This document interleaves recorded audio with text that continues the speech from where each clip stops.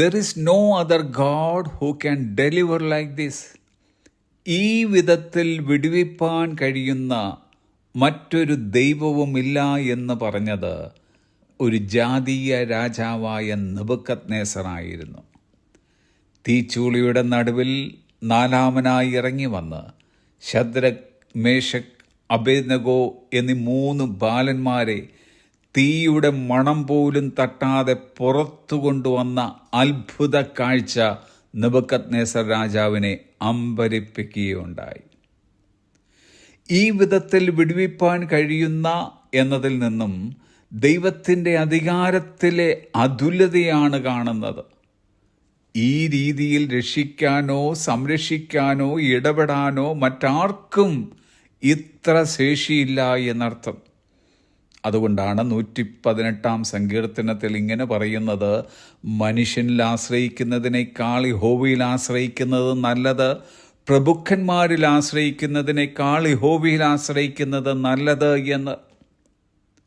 ഈ വിധത്തിൽ വിടുവിപ്പാൻ കഴിയുന്ന മറ്റൊരു ദൈവവുമില്ല എന്ന് നാം പറയുമ്പോൾ ദൈവത്തിൻ്റെ പരമാധികാരത്തിന്മേൽ, അവിടുത്തെ മേൽക്കോയ്മയുടെ മേൽ നാം ഇടുന്ന വിശ്വാസത്തിൻ്റെ നങ്കൂരമാണത്.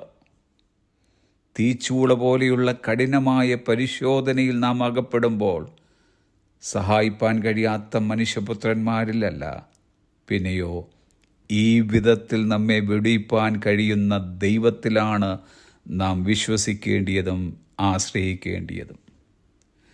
യഥാർത്ഥ വിശ്വാസം തീയുടെ പരീക്ഷണത്തിൽ നിന്നും ഒഴിവാക്കപ്പെടുമെന്ന് നമുക്ക് ഉറപ്പ് നൽകുന്നില്ല.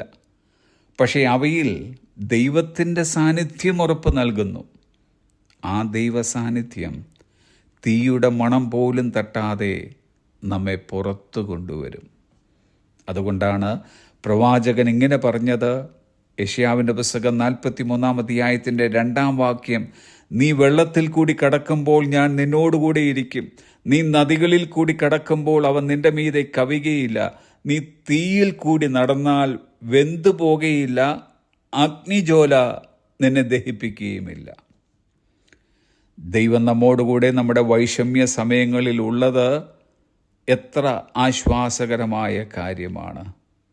God's presence transforms the place of danger into a place of testimony. ദൈവത്തിൻ്റെ സാന്നിധ്യം അപകട സ്ഥലത്തെ സാക്ഷ്യസ്ഥലമാക്കി മാറ്റുന്നു. ഇന്നത്തെ നമ്മുടെ തീച്ചൂള നാളത്തെ നമ്മുടെ സാക്ഷ്യമായി മാറുകയാണ്. നമുക്ക് പറയുവാനുള്ള സാക്ഷ്യം, there is no other God who can deliver like this. ഈ വിധത്തിൽ വിടുവിപ്പാൻ കഴിയുന്ന മറ്റൊരു ദൈവവുമില്ല. Have a blessed day.